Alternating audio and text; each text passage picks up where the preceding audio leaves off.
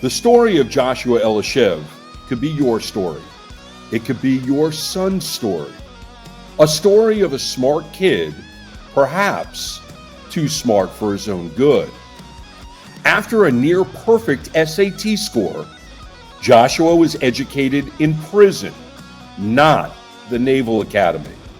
The author of the gripping new book, Privilege Lost, gives an oral account of his life before, during, and after his 5 years in prison in this 12-part podcast series, Losing Privilege. Hey everybody, Losing Privilege with Joshua. If Joshua folks have gotten to this episode, they have listened to your entire story. They listened from 1 through 11. I thought we'd do something a little bit different today with this episode. Okay. And we'll call it a debrief. Sounds good.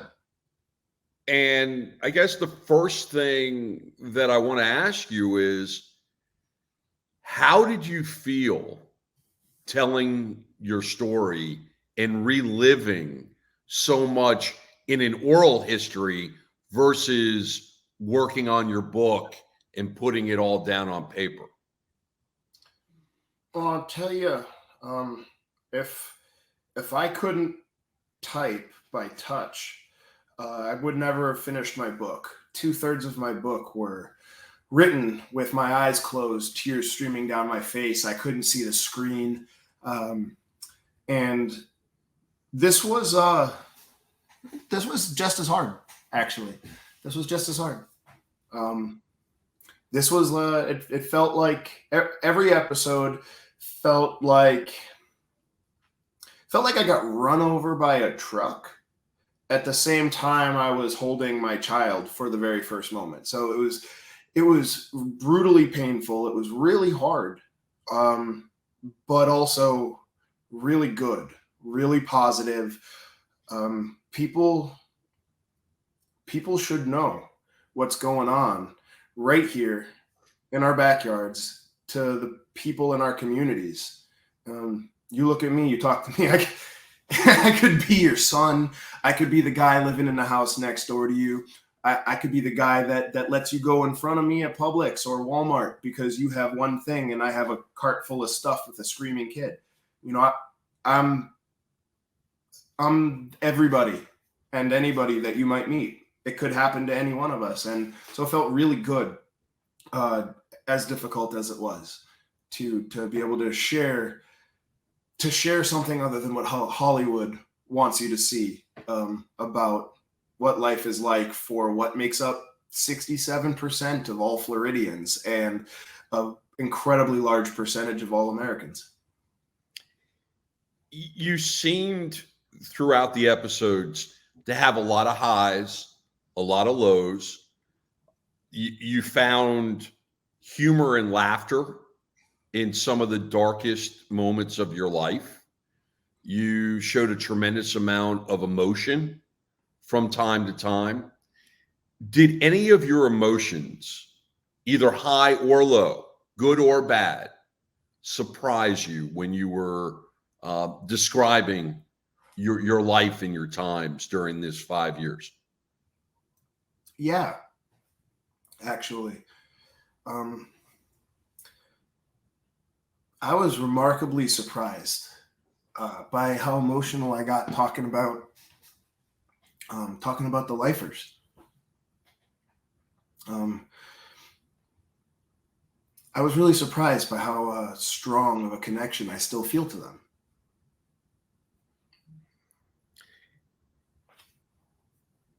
Do you feel that way because they protected you, because you found so much in common with people that you really had nothing in common with? No, I think it's deeper and more basic than that. I think it was compassion. Compassion and the recognition of the good in each one of those guys. Those guys weren't monsters. The monsters wore the uniforms. They worked there. They collected a paycheck. The reason that I feel so strongly about those guys is they were good people, which is probably the most shocking part of anything we've talked about, is that the people that are in there for the worst atrocities actually turned out to be the heroes.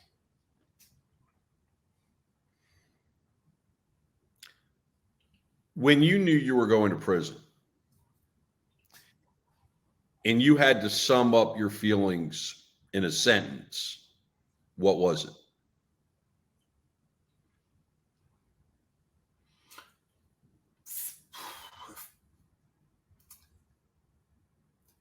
Shock, emptiness, like someone had just kicked a giant hole in my stomach, and I didn't know if it was ever going to heal.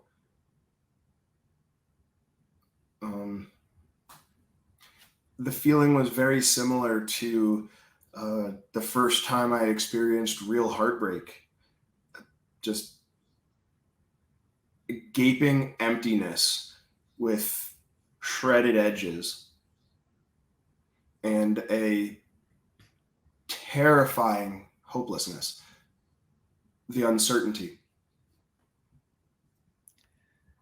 Last 5 years, did you ever think during the 5 years you were in prison that you would have the life that you've built? Not at all. Not for a split second. You know what? With one exception, I had a reoccurring dream for the better part of 3 years. It wasn't every night, but it was at least once or twice a week.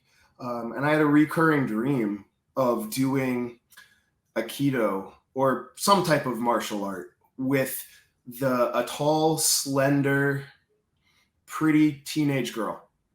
And in my dream, I always just knew that this girl was my daughter. We were doing things daddy-daughter. So the only thing that I have in my life now that I could have ever imagined was that I was going to be a dad to a little girl. I had never wanted a daughter, as a matter of fact. I always wanted a son. But the reoccurring dream, the idea of having a daughter really grew on me. And by the time I got out, I wanted a daughter and I knew that I was going to have one. The rest of this, I never saw myself as a business owner ever again. I never saw myself working in construction. After all, I come from a family where we're supposed to use our brain instead of our body. And so I always figured I'd be in an office somewhere, using my mind as a lawyer or a doctor or something. Never saw myself in construction. I didn't think I was ever going to be able to own a home. I knew what the burden of that money the Fed said that I had to pay back was. So I never thought I'd own a home. I figured I would be stuck working menial jobs until I maybe got into management somewhere, or I was going to go right back into teaching. But I never saw any of this. I never saw myself married again. In my head, I somehow managed to convince myself that I would reconcile and reconnect with Madeline, despite everything. For me, time stopped for 5 years. For everybody else, 5 years happened and the world moved on. So when I got out, it took me a little while to realize that there was not going to be a reconnection or reconciliation with her. That was the only thing I had really seen, was we were going to reconnect. I would move to wherever she was and we would build a new life together. I didn't see any of this. I didn't see the music. I didn't see the book. I didn't see any of it. You said you had a recurring dream about a woman, about a young girl that you were convinced was your daughter. When you found out that Bonnie was pregnant, did you find out what the sex of the baby was? Yeah, I did. I didn't find out right away. But as soon as the doctor was able to tell us, I found out. Bonnie and I, neither one of us wanted the surprise. We wanted to know. We wanted to plan in advance and make sure we had gotten the right things. And so we did. We did a gender reveal. We did all that fun stuff. But we knew.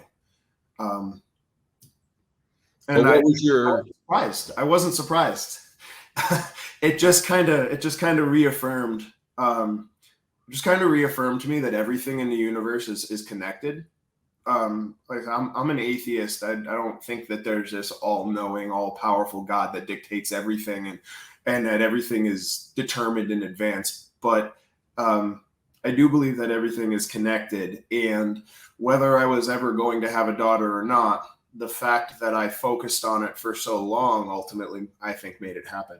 I wasn't surprised. I was happy. I was really excited. And then I was terrified because I have 3 sisters.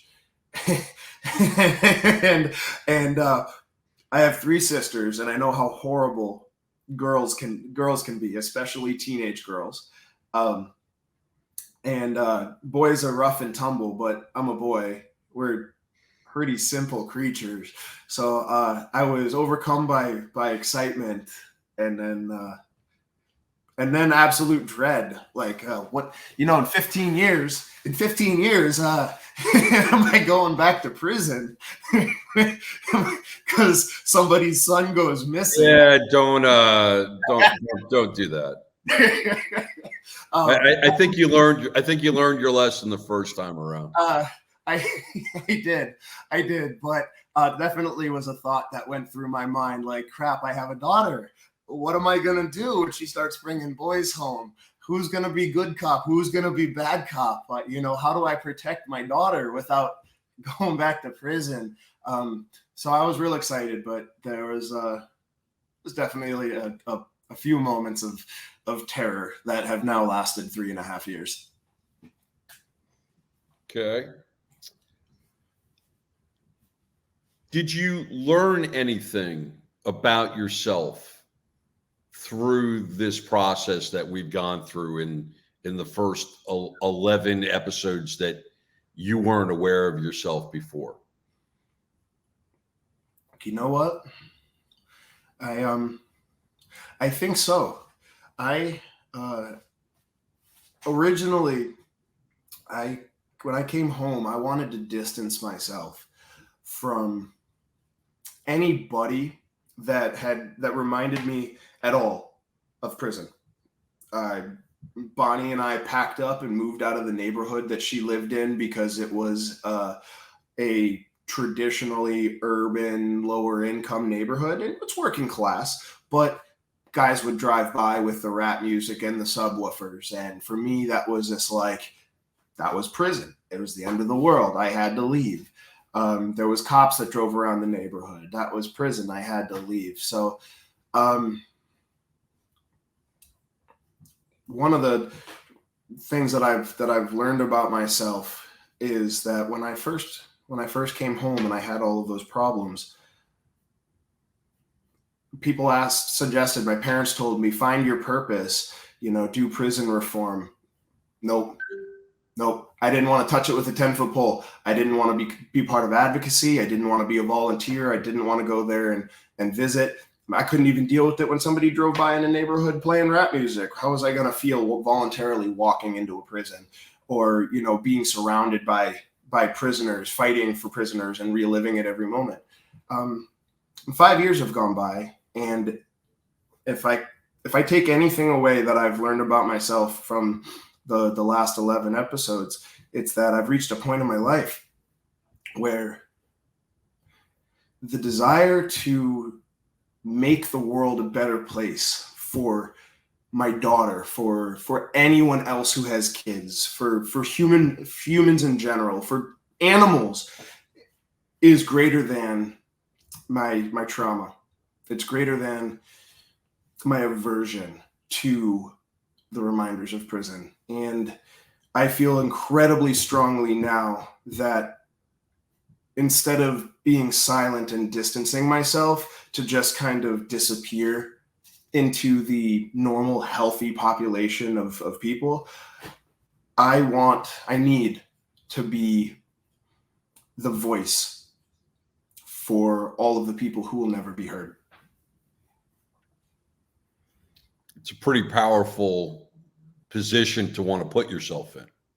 It is a really, really uncomfortable position, but I don't think that it's something that I have a choice in.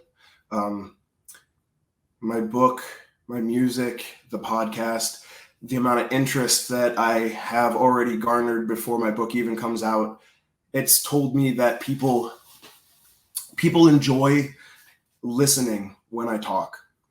And I managed to capture people's attention even on uncomfortable topics that they would otherwise avoid. And so I don't think it's a choice. I think that I have a duty. I have a duty to use that to help people. I'm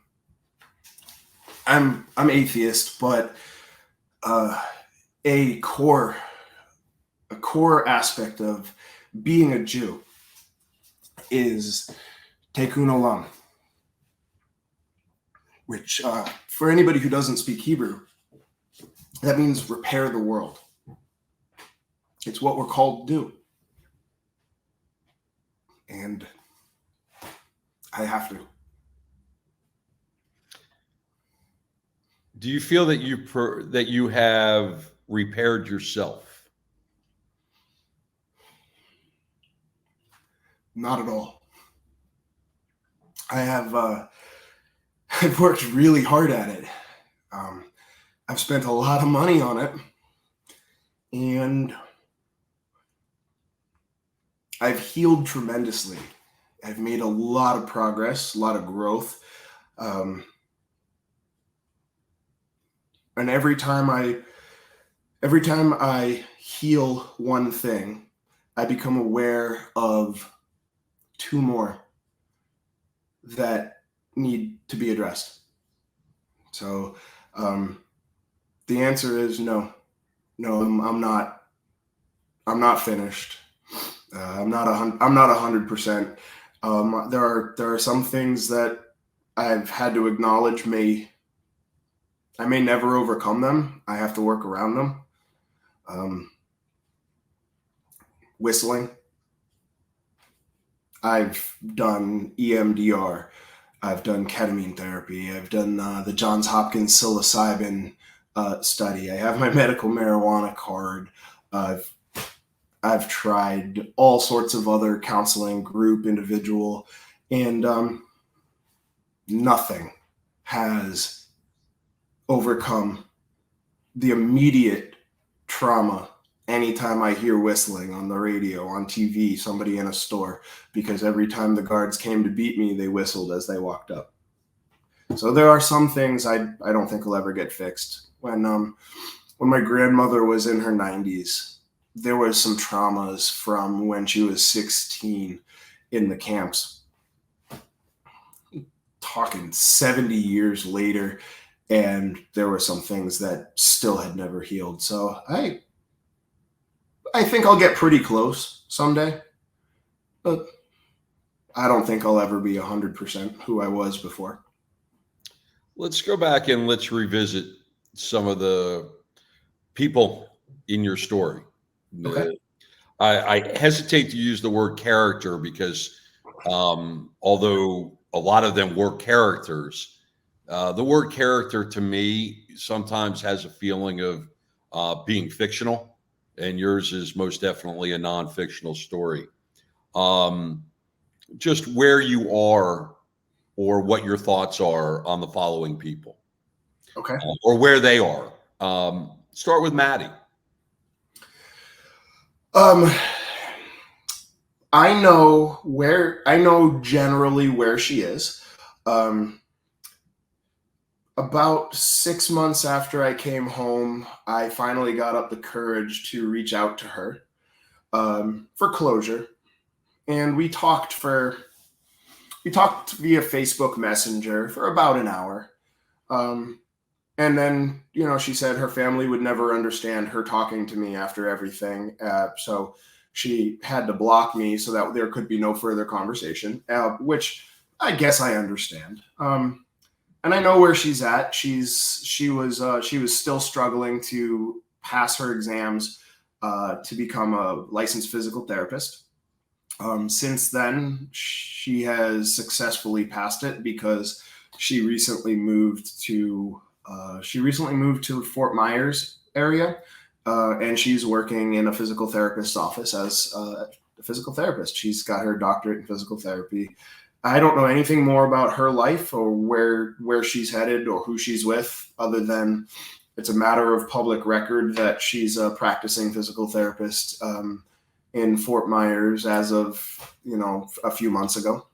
And where I stand in regards to her, this is a conversation I've had with Bonnie. If she walked in my front door, knocked on my front door right now today, and told me she'd want to give things another try, a huge part of me would be incredibly tempted to throw everything I've worked so hard for away and give it a shot. But the logical part of me recognizes where I am, what I've been through, and that is probably not a good idea. So Yeah, not advisable. so I still love her deeply. I've let go of any and all resentment towards her for anything that had transpired, and I wasn't perfect either. So I hope that she's forgiven or moved on in the same way. But I just hope that wherever she's at, things are going well for her, and she's happy, and that she has a peaceful life. Agent Williams. Well, since we haven't pulled any punches this far, my feelings towards him is I would not urinate on him if he was on fire and I could save his life. I would walk by and let him burn. I still feel that way. I think that man needs to spend the rest of his life in prison because he's made his career destroying lives and using his professional authority for personal vendettas.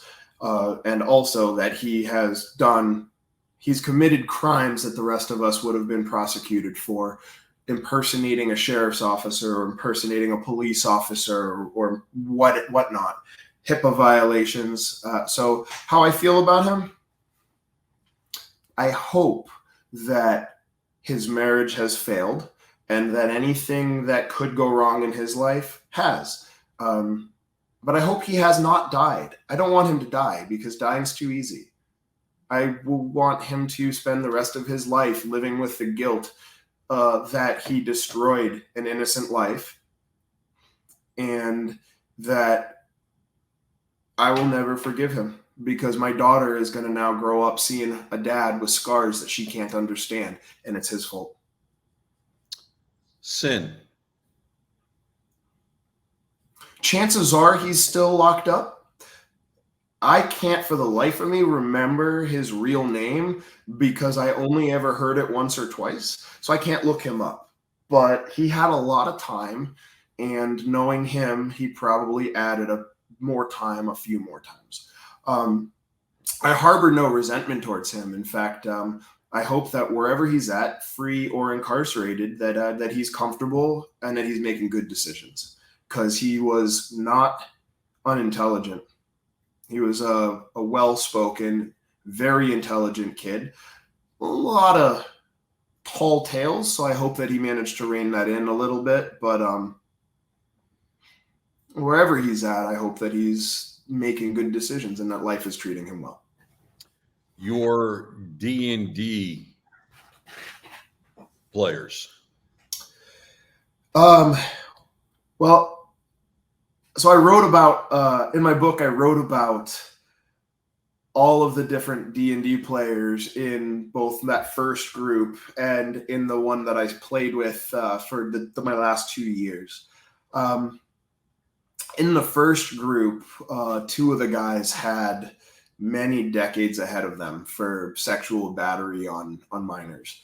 they're definitely still incarcerated. If they've managed to stay alive with those charges, they're in Florida prison somewhere. What they did is despicable, but they also treated me with respect and decency. So, since I don't know the details of their case, it's not on me to determine their guilt. But for those two individuals, I hope that their time has been uneventful and as easy as it can be for somebody with those charges. I know that Trevor, the one that I lost the one chess game to that pulled me into D&D, he got out. He got out, I want to say about a year ago, give or take. He got out. We talked on the phone a number of times. We texted a few times. And he was also on sex offender probation. He wasn't allowed to use internet of any kind. He was really, really restricted. And his mother's computer that was kept under lock and key that he didn't have access to allegedly was used to access child pornography. And they immediately violated him and threw him back in prison. And he has to fight that all over again. So I don't really know what the future holds for him, but he's back in custody, unfortunately. Shane, he's a lifer. We've spoken about him a few times. He's in Marion Correctional. No, he's in Sumter. He's in Sumter. Sumter? Marion? He's either in Sumter or Marion. I think he's in Sumter. I go up to visit him fairly often. It's middle of nowhere, Central Florida, right next to a chicken farm. The whole prison smells like a chicken coop all the time. But he's okay because he and John Trueblood, the Vietnam vet who played in the band, and Andy, another lifer that was a military veteran and played D&D. They all actually got transferred to the same facility. So these guys have been together for decades. They're as comfortable and content with their situation as they can be. I said, I've never seen John Trueblood without a smile on his face. So when I went up and visited Shane 5 months ago, John had a visit at the same time, and he got to meet my daughter and Bonnie, and we got hugs. And they say black don't crack. That man looks exactly the same as he did 10 years ago. But he's happy. He's happy. He's healthy. He's doing as well as anybody in prison can be. Same with Shane. For the other players, I don't know. I don't know what happened to Solo. He went home a couple of weeks before I did. And he was kind of bound to come back to prison. He was a kind of an addict, a little bit of like a junkie, whatever he could get his hands on.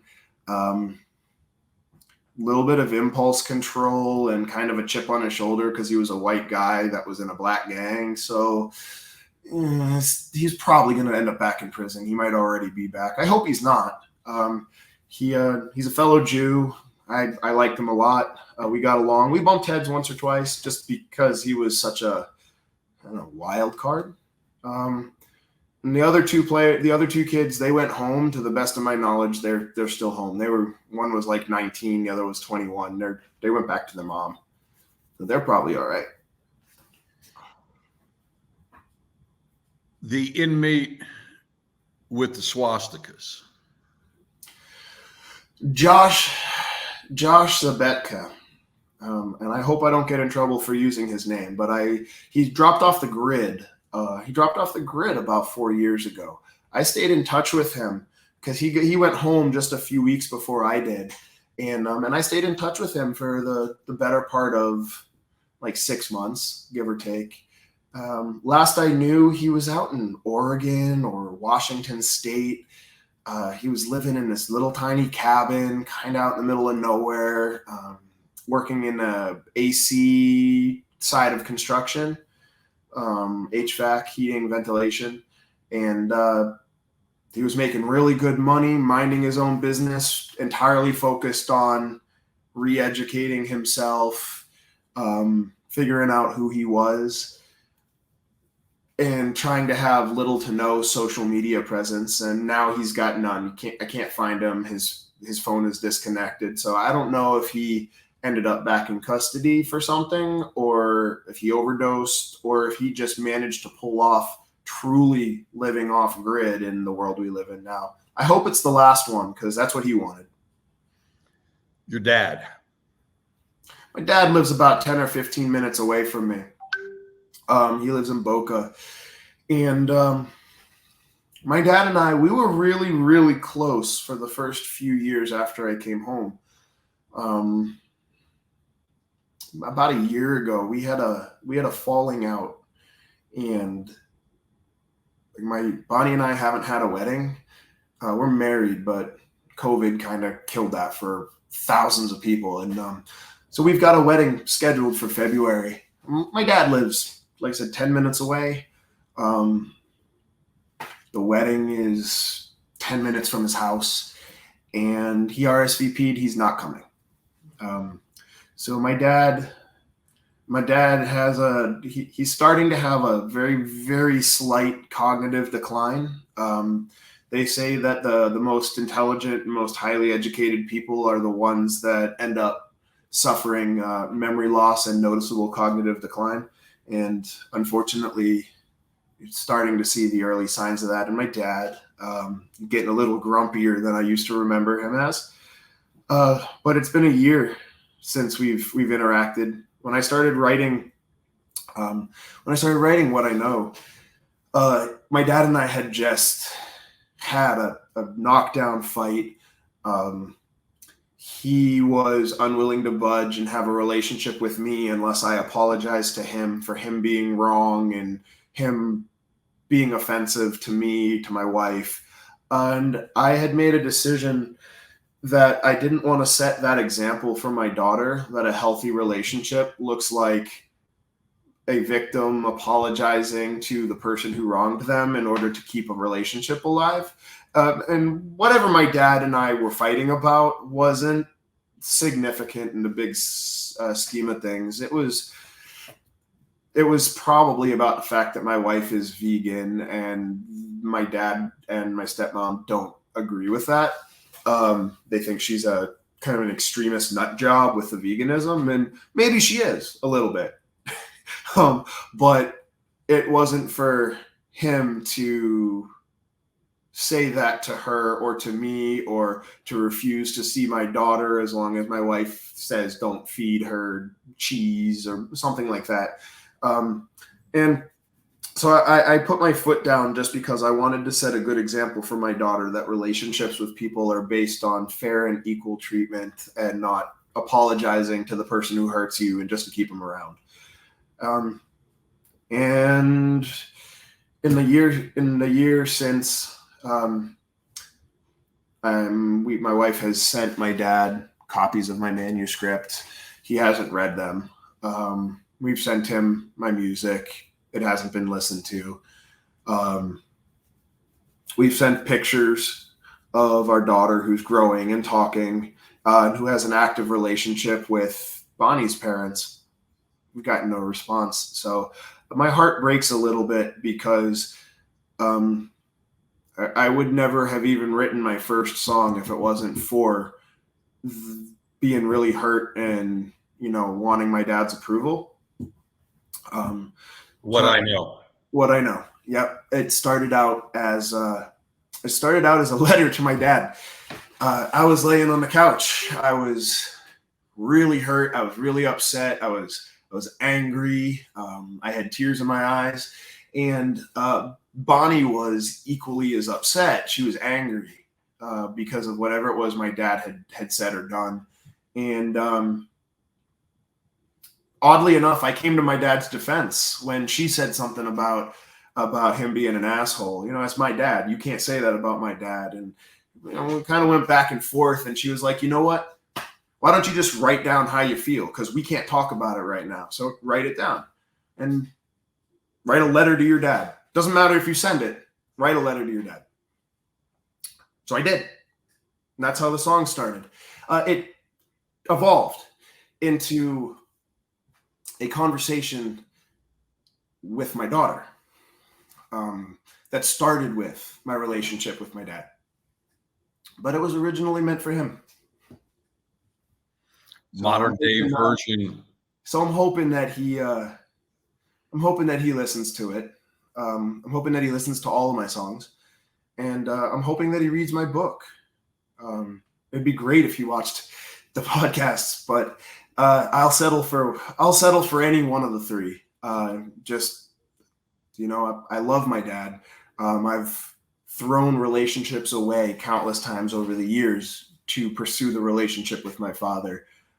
So it hurts that that we're not close anymore, and I hope that maybe some of this will melt whatever ice he's holding on to right now in his heart. Maybe What I Know turns into the modern day version of Cats in the Cradle by Harry Chapin.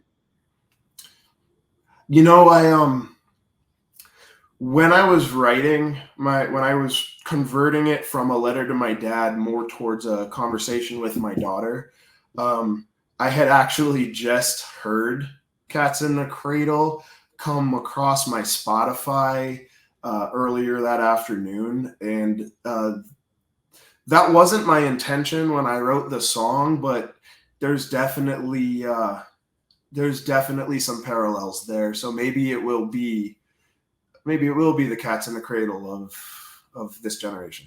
I hope it will. Your mom. My mom is she's in North Carolina. She's a nurse. She used to do labor and delivery. I think now she's doing post-op or pain management. Lives in Burlington, just outside of Greensboro. She lives 10 minutes away from my brother-in-law, who we visit at least once a year, sometimes twice a year.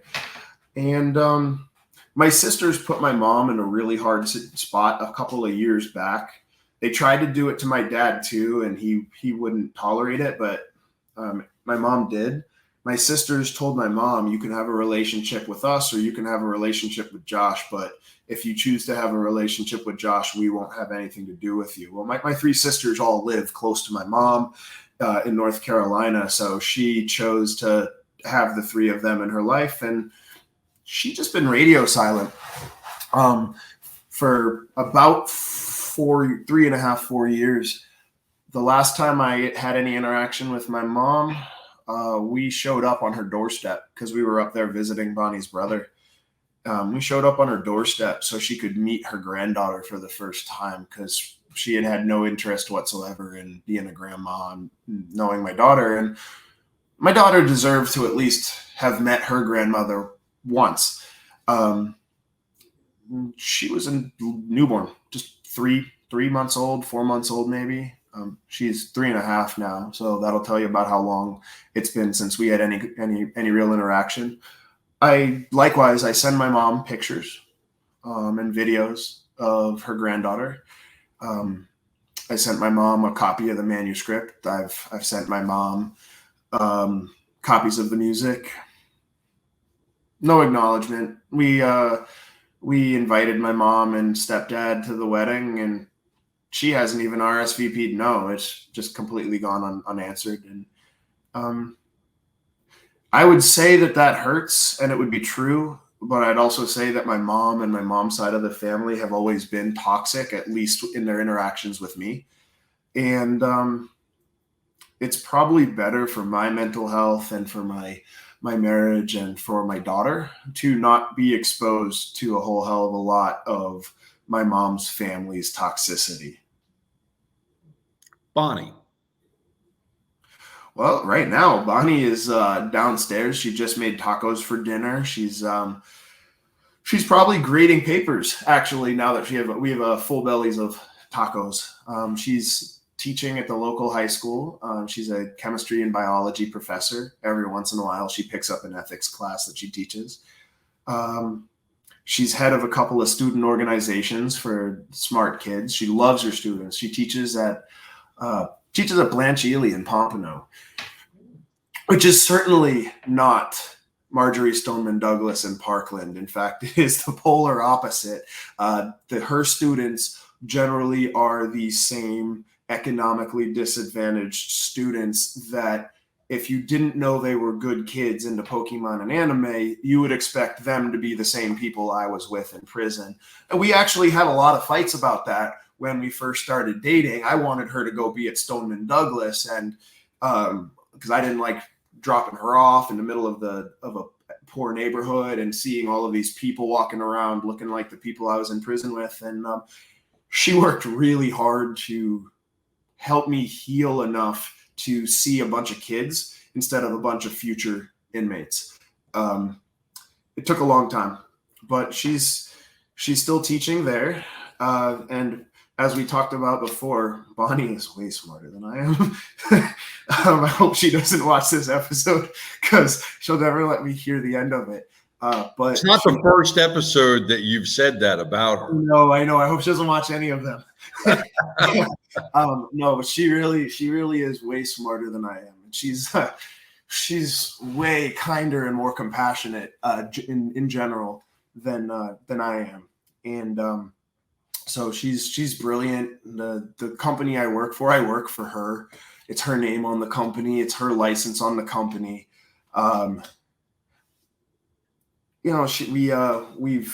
We've built a real good life together.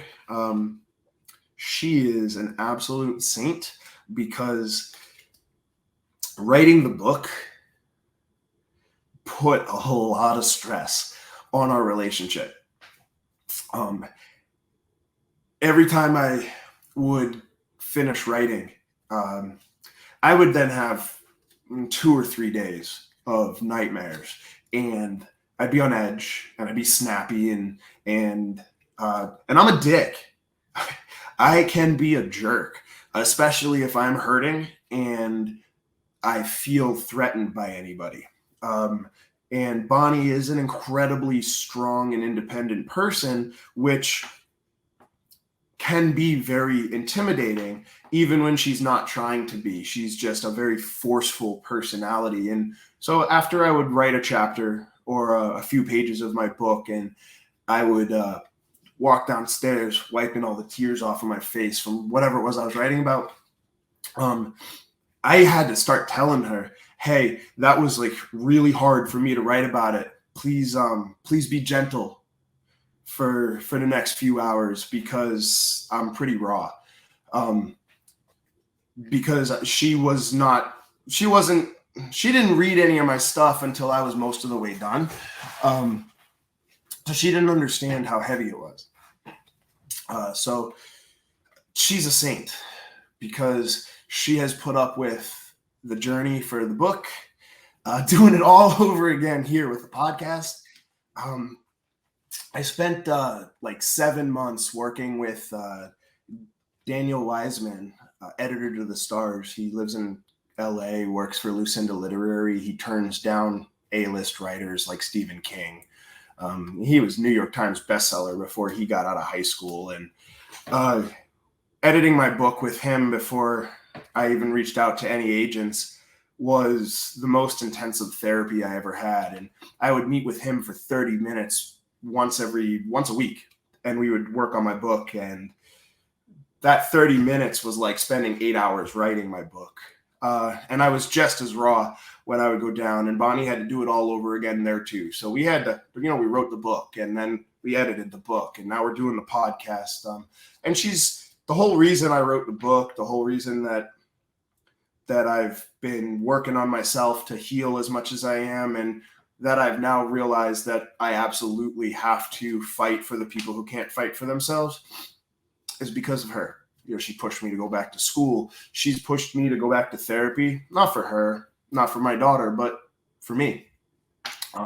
She's truly a saint, and I have not made the last few years easy for her. Your daughter. She's the reason for everything. Kid is the happiest little kid I've ever seen. I never liked kids. I always connected with kids. I could do great interacting with kids. And I was the guy that after all the kids were done climbing on me, and I got up and walked out of the room, I was like, filthy, disgusting creatures. I hated other people's kids. I hated parents that let their kids be wild banshees and animals. And my daughter, I love kids now. She's the best thing, man. I missed out on most of my childhood. We didn't really talk a whole lot about that, but I missed out on a huge part of my childhood. My first sister was born when I was 18 months old. I was 2.5 when my second sister was born. I was just shy of 5 when Monica was born. My parents had 4 kids in under 5 years. I got backburnered further and further with each progressive kid, and I stopped getting the love and attention that kids are supposed to get when I was about 18 months old. So looking at my daughter, I get to live, I get to have my whole childhood all over again. There's nothing like having a hug from a 3-year-old. Everything else just disappears. Their little arms wrapped around you. You're everything to them in that moment. And she's everything for me. Fred. You know, Had to end at a lighter moment. I tell you what, I have no idea. I have no idea whatever happened to Fred, but there's this totally awesome old man that I've become really good friends with. He's the father of one of the local general contractors, and he's a phenomenal legal mind. He also did some time for securities fraud or something way back in the day, like in the 80s or 90s. So he knew what it was like to be in prison. He understands the system. He's been working for a hotshot law firm for years and years and years. And his name's Fred. And I gotta say, he bears a uncanny resemblance to Fred. He's a great guy. I love him like a surrogate dad. We've become real close friends, and you know, I've had a lot of the same conversations with him that I had with Fred during the year that I only had Fred to talk to. So I don't really know what happened to Fred, but I'd like to think that you know, everything's connected, and maybe I'm seeing Fred all over again, but as a person now, because he was my best friend at the time, and I love and trust the Fred that I know now. So that's what I'm going to go with. That I'm gonna go with Fred still around. He just looks a little different. You got music coming out. I do. Tomorrow night. And it's going to be where? It's going to be on Spotify, Apple Music, YouTube, Amazon Music, and anywhere else that that you can put your music. Those are the ones I know of off the top of my head, but there's a handful of other ones. I think it'll end up on Sirius Radio or XM Radio. And it's going to end up on the air in Manhattan and the surrounding boroughs, because one of the local rock stations up there has agreed to give it a whirl and see if there's interest in it. So if you're in the greater New York City area, you may or may not hear it on Meg White's 90s at Night. And the book? So the book is supposed to be coming out in December. I haven't heard any change from the publisher yet, so we're still looking at December 1st. Amazon, Barnes & Nobles, Kindle, ebook, pretty much anywhere that you can buy a book, you'll be able to find my book. All of the online vendors and retailers, 100% for sure, both in digital and print, hardcover and paperback. And for anybody that goes to my website, and signs up to the mailing list before the book comes out, we will be hosting a private event and book signing for all of those individuals. That's we're doing that for the people that have had interest in my book before it's actually available for purchase. One of the local general contractors has a gorgeous showroom, and they have offered to host a private book signing and dinner for all of the people that have shown that interest. So get your name on. Give everybody the website. The website is scrolling on the bottom of the screen. It's www.joshuaeliashiv.com. Can't screw it up. It's my first and last name. And you can sign up for the mailing list to get your name on that pre-release list on any one of the pages via there's a contact us or get more information button towards the bottom of the page. And it'll just ask you for your name and for an email address. And you'll automatically get added to our list. I'm going to give you the last word. Anything that you want to say to wrap up our 12-part episode podcast, Losing Privilege? I mean, Taylor Swift, I want you to marry me and have my children. That's probably on that. One, when did you start playing for the Chiefs? And two, what does Bonnie say about that? Bonnie says, get married, get divorced, get the alimony, and then come back to her afterwards. No, in all seriousness, I do love Taylor Swift. I would love to have a cup of coffee with her and just chat about music or life in general. But on a serious note, the one thing that I would like to leave everybody with is that if everybody loved their children and the people to the right and to the left of them more than whatever or whoever they hated, there wouldn't be a story like mine. If we just loved our children and the people around us more than however much we hated the people we hate, my story wouldn't exist. So we need to have a whole lot more compassion and love for the people around us and forget entirely everything we know about race, religion, class, economic divides. It doesn't matter. It doesn't matter. Just we're all on the same planet. I don't care about borders. We're all on the same planet. We all have to live here. Halfway around the world, all the way around the world. It's not that far anymore. You know, what's going on in the Middle East it's not so far away that we don't feel it here. It's instantaneous. So this world belongs to all of us, and we all need to treat each other like family. Love, compassion.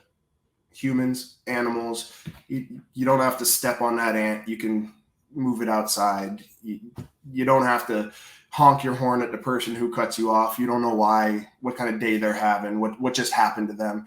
Just treat everybody with love and kindness. You know, don't assume that because a cop has a badge that they're good, and don't assume that because somebody's wearing an inmate's outfit that they're bad. I'm a black and white person, and I know that the world's not that black and white. Everybody has good in them, and if we focus on that and just love each other, there would be no more stories like mine. And as good as my story is, as entertaining and engaging and powerful as it is, it would be better if nobody had a story like this to tell.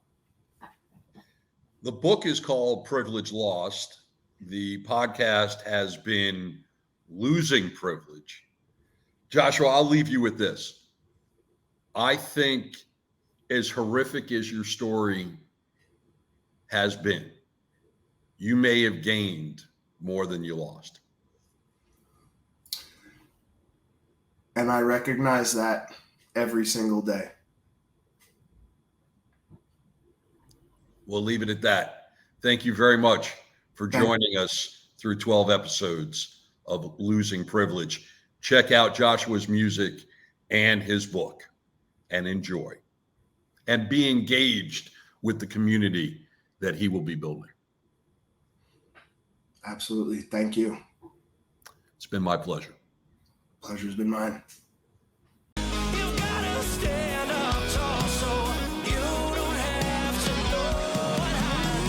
Losing Privilege is a 12-part podcast series telling the fascinating story of Joshua Elishev and his roller coaster life of success and deception, love and loss, and the determination to survive prison and build a life after nearly losing his own.